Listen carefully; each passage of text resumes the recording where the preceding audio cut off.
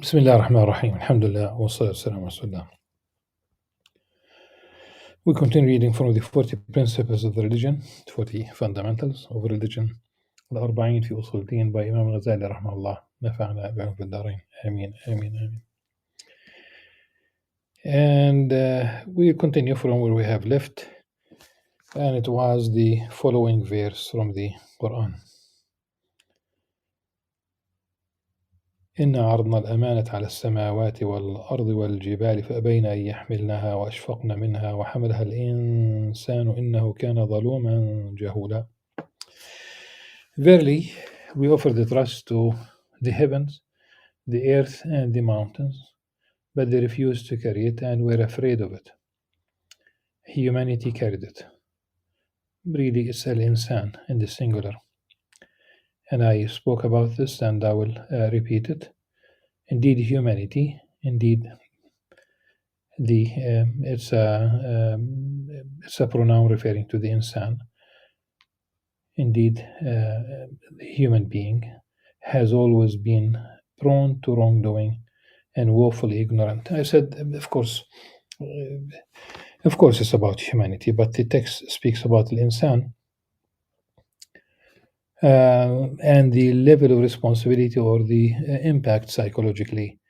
The issue is one would be more touched by the word insan. Probably this is my opinion, and it's a matter of translation.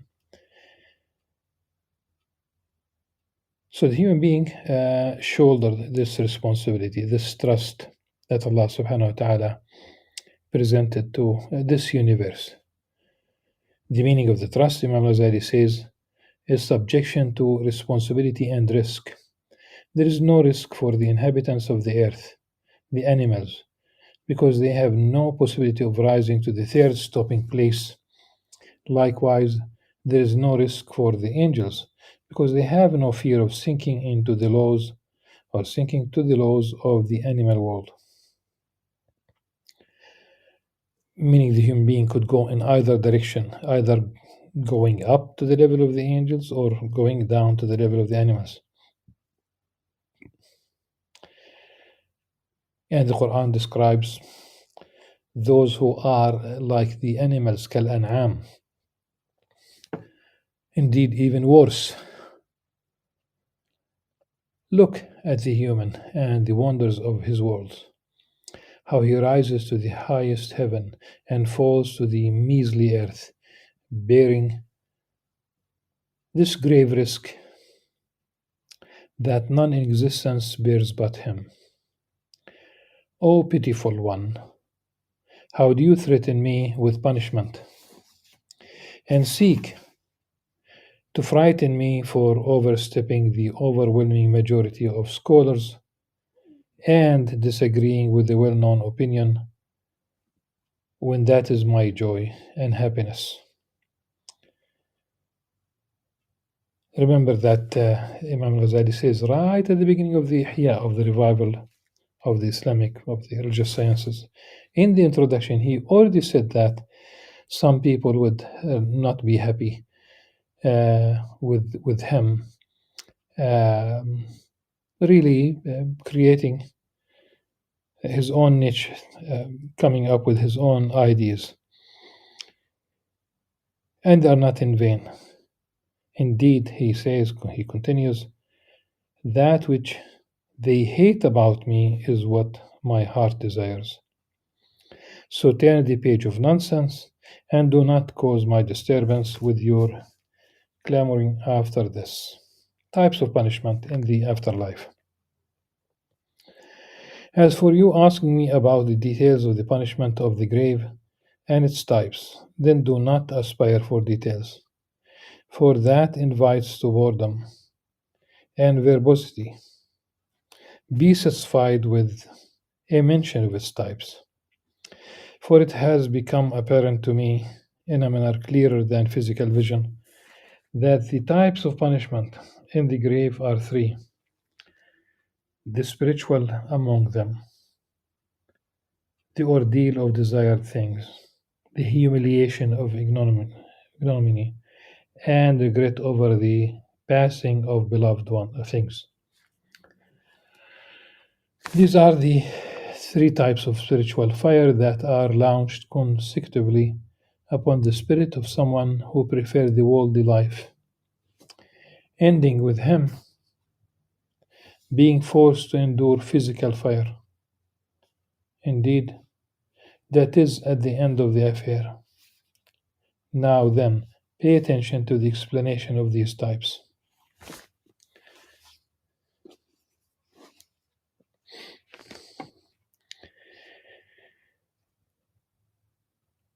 The first type is the ordeal of being separated from desired things. Its metaphor, taken from the sensory world and world of mental images, is the viper. Revelation described it and numbered its heads, which are according to the number of desires and base attributes of the person. It bites the depths of the heart with a painful bite, even when the body is detached from it.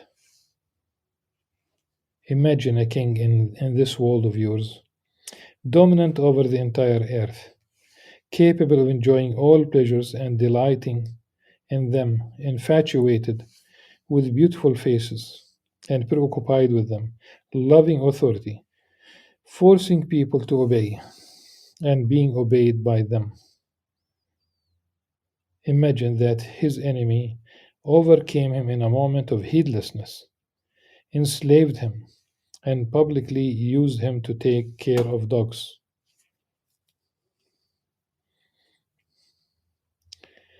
This enemy proceeds to enjoy his luxuries and take pleasure with his wife, and concubines freely makes use of his stored up wealth and divides divides it up between the former king's enemies and the criers.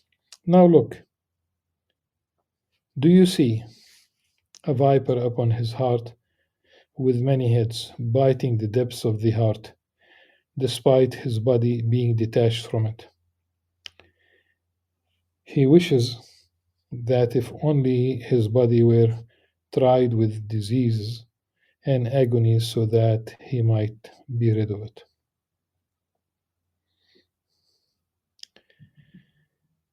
When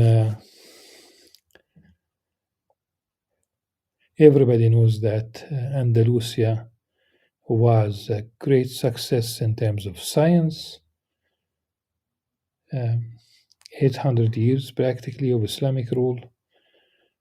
You talk about gardens, water fountains, science and art and palaces. It's like a fairy tale. It's like a fairy. The universities, the philosophers, the theologians, the jurists. And then it was lost. It was lost. Inside the mosque of uh, Cordoba, inside the mosque of Cordoba, which was turned into a church. You can see from a distance the church sticking out of the roof of the mosque.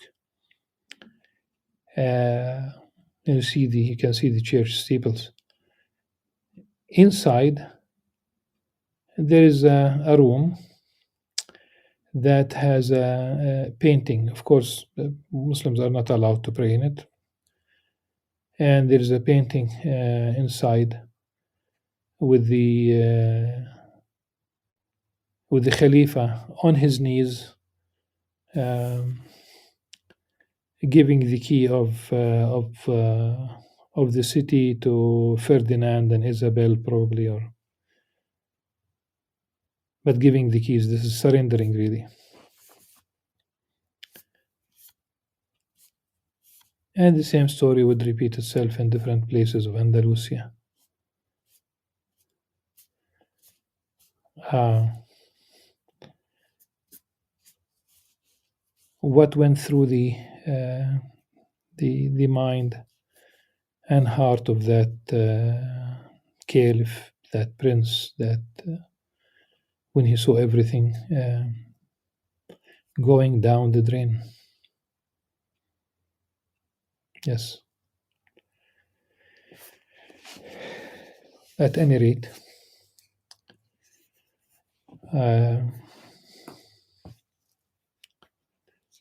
I felt like I was there, and I felt like the mosque. The mosque remains a mosque, even if it's really turned into a church, but it remains a mosque.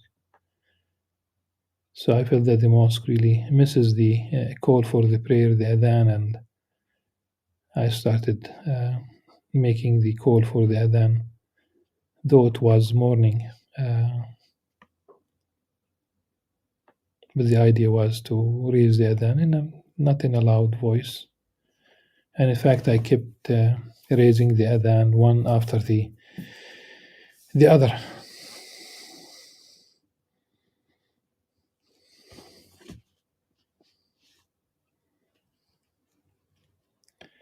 So being separated from one's desires,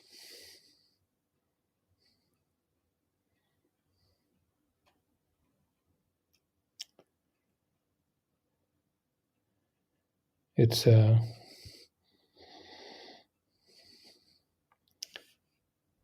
it doesn't have to be an enemy. In fact, when you leave a house that could be somebody will live in it, you leave a wife that she could marry someone, this is not haram, and you leave wealth that will be distributed, God knows who will enjoy your wealth, but you'll be held responsible for this wealth. So the enemy proceeds to enjoy his luxuries and take pleasure with his wife and concubines, freely makes use of his stored up wealth, and divides it up between the former king's enemies and decriers. Now look, do you see a viper upon his heart with many heads, biting the depths of his heart, despite his body being detached from it? He wishes that if only his body were tried with diseases and agonies, so that he might be rid of it. Imagine this. For perhaps through it you'll catch some slight whiff of the crusher, which is Allah's blazing fire that ascends over the hearts and has been prepared for the person who hoarded uncounted wealth, believing that his wealth would make him live forever. Money cannot buy everything. But as I've said this before, and I will keep saying this, you will need money for a country, for a state, for a society, for the welfare, of the society. You need to be strong economically, you need to be strong politically, but that should always be with your, it will take place when you are able to defend yourself, and that needs money.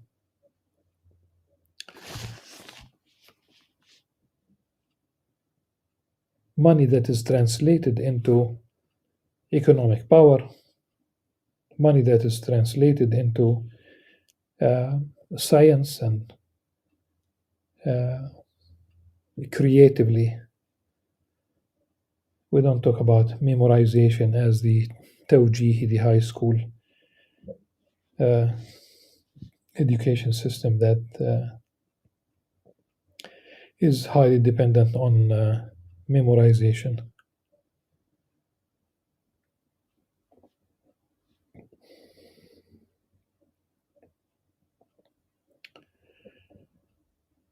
Imagine this. Yep.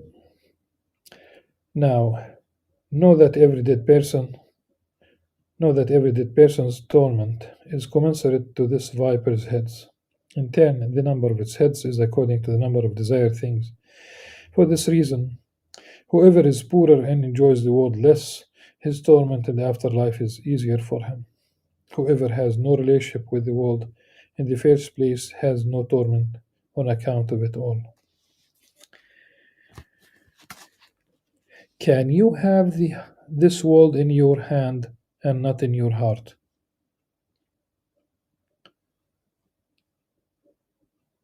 Because it could be the case that it's not in your hand, but it is still in your heart. And you could have it in your hand and your heart. And my question is, can you have it in your hand but not in your heart? Remember that Sayyidina Uthman bin Affan, radiallahu anhu, the third caliph, son-in-law of the Prophet sallallahu alaihi wasallam, he was a wealthy man, and he financed the military campaign to Tabuk. Remember this.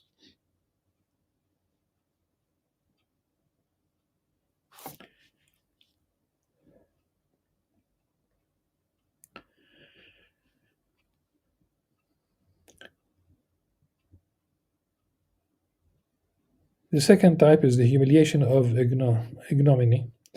Imagine a vile, low-life man, poor and incapable, whom a king draws near. He raises him, strengthens him, gives to him, appoints him as a viceroy to his kingdom, and enables him to enter into his harem and troves. The king does all of this relying upon the man's trustworthiness. When his luxury increases, however, he transgresses and oppresses.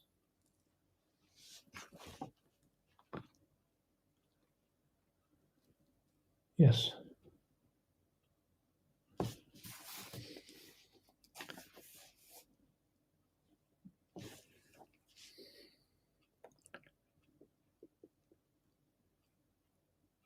He transgresses.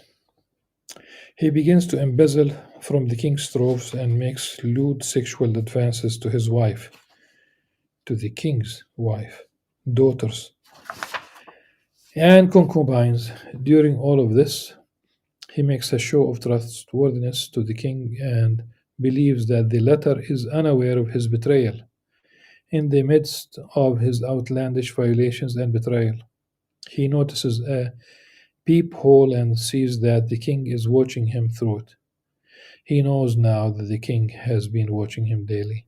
However, he has been keeping a low profile and allowing him to carry on until he increased in filth and vileness, thereby increasing how much he deserved to be punished, so that all kinds of torment would descend upon him in the afterlife. Now look at how his heart burns with the fire of humiliation and ignominy, while his body is detached from it. Look at how he wishes for his body to be tormented with every sort of punishment, just to subdue his humiliation. Do not humiliate yourself. How could you basically keep your head high? Piety, being God conscientious, doing the right thing.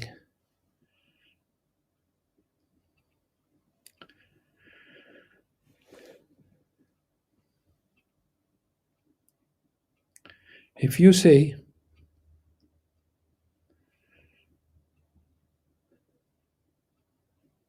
like this, you engage in deeds in this world that are desirable and pleasurable to you. These deeds have filthy and repugnant spiritual realities, yet you are ignorant of them, believing in their goodness. In the afterlife, their realities are revealed to you in their grotesque forms. Thus, you are humiliated and exposed in such a manner that you'd prefer physical pain instead.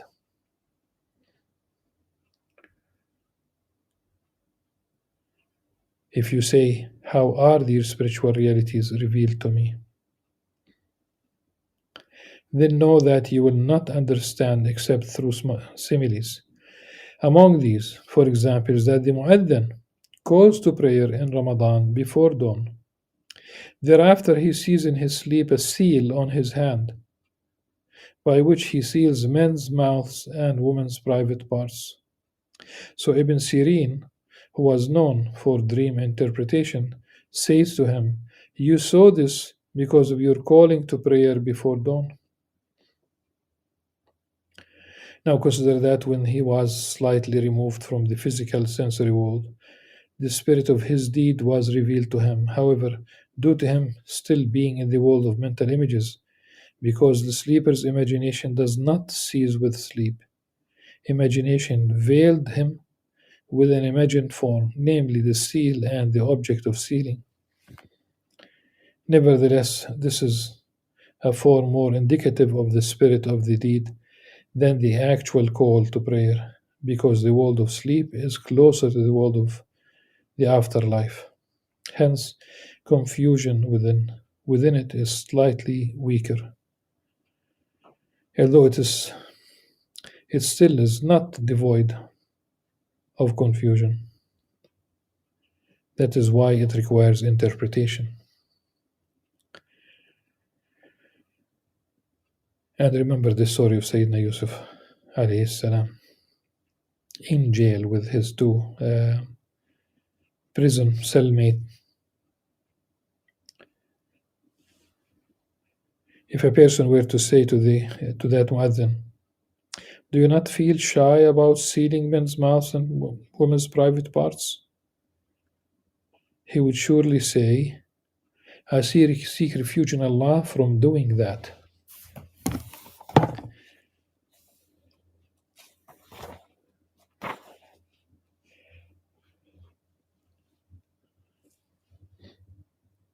To be brought forth to the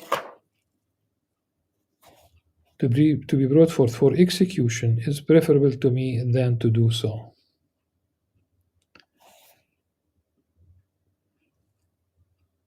The literal, it is still execution, but the فَتُضْرَبَ عُنُقِي in Arabic. So to be, no, it's about the image is beheading. To be beheaded is preferable to me than to do so.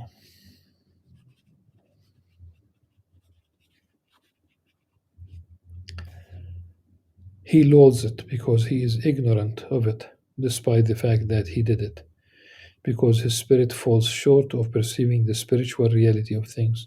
Likewise, if you were to eat some tasty meat, thinking that it was poultry, then somebody said to you, "Do you not feel shy about eating the corpse of your dead brother so and so?" You'd surely say, "I seek refuge in Allah from doing that. To die hungry is easier for me than that." Then you looked and saw that it was the corpse of your dead brother that had been cooked and served to you, yet obscure to you. Look at how you would be humiliated and exposed by it, although your body was detached from it. This is how the backbiter will see himself in the hereafter, because the spirit of backbiting is tearing apart the honor of brothers and making fun of it. In the world of the afterlife, the spiritual realities of things are revealed. Backbiting. This is what is written here. أيحب أحدكم أن يأكل لحم أخيه ميتا فكرهتموه. Do you, any one of you, would like to eat the flesh of of the corpse of his brother, the flesh of his brother as a dead person, and you would detest it, you would hate it? That's the image, and it's probably one of the easiest sins, a grave sin, and that people do not really pay attention to it, or they don't. There's a certain joy chewing the flesh of your brother. Probably for some people it's a daily thing. They get together and what do? Backbiting.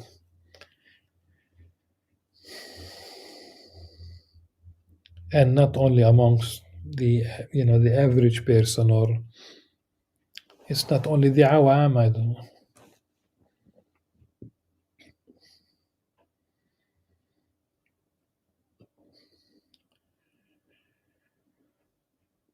Yes.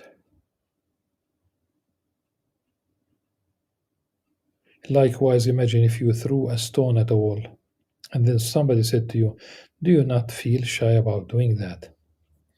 The stone could ricochet off the wall, bounces back, land in your house, hit your children in the eyes, and blind all of them. You would say, "I seek refuge in Allah from doing that." Imagine the person then said, "Enter your house." So you entered your house and found that the matter was as he said. Look at how you would be exposed, and your heart would burn with regret over your deed. You thought it was insignificant, but it was tremendous to Allah subhanahu wa ta'ala.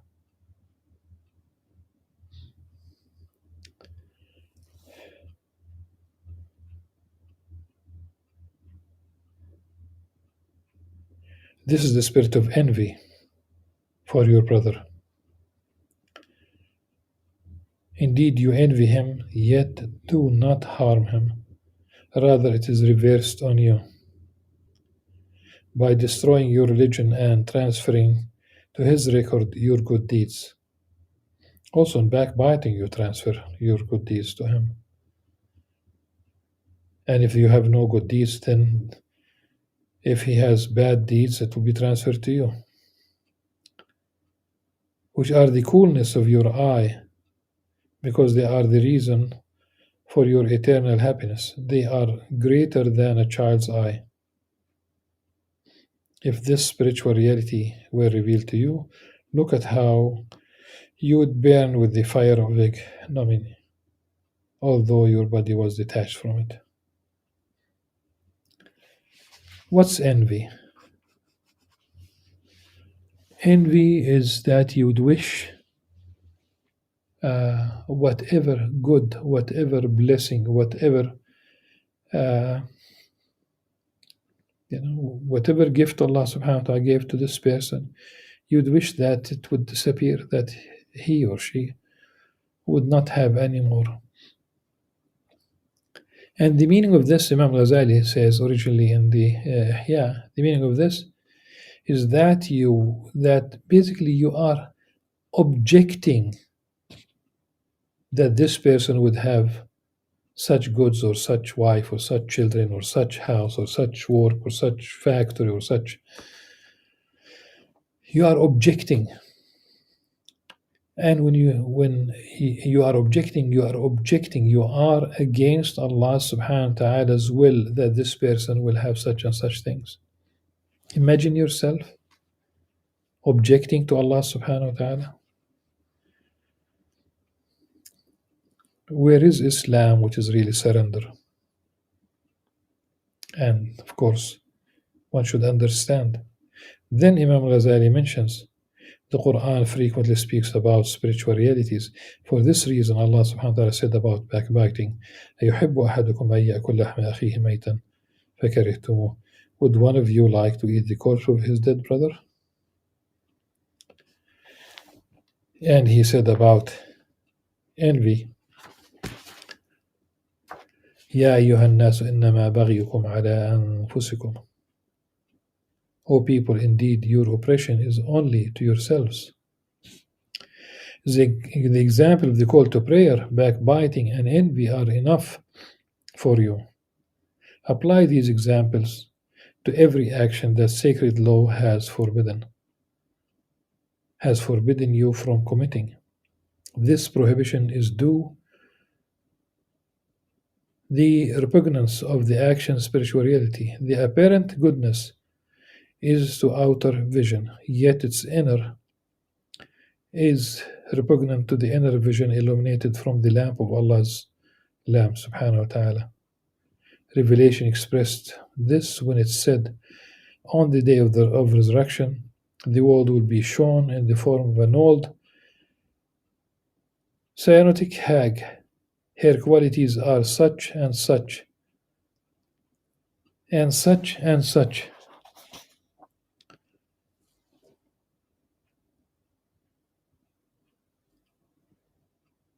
No one will see her without saying, I seek refuge with Allah from her. Then it will be said, this is your world that you were so deeply concerned about. Hence, people will find within themselves humiliation and disgrace over which they would prefer hellfire. Ibn Abi Dunya verified this tradition, and it's really from the sayings of Ibn Abbas. May Allah subhanahu wa ta'ala be pleased with both of them.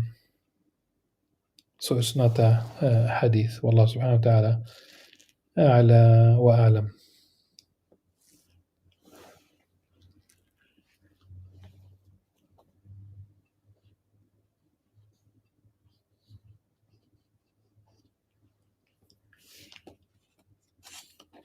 So inshallah we will continue tomorrow. Suffice it for today. سبحانك اللهم وبحمدك نشهد أن لا إله إلا أنت نستغفرك ونتوب إليك. السلام عليكم ورحمة الله وبركاته.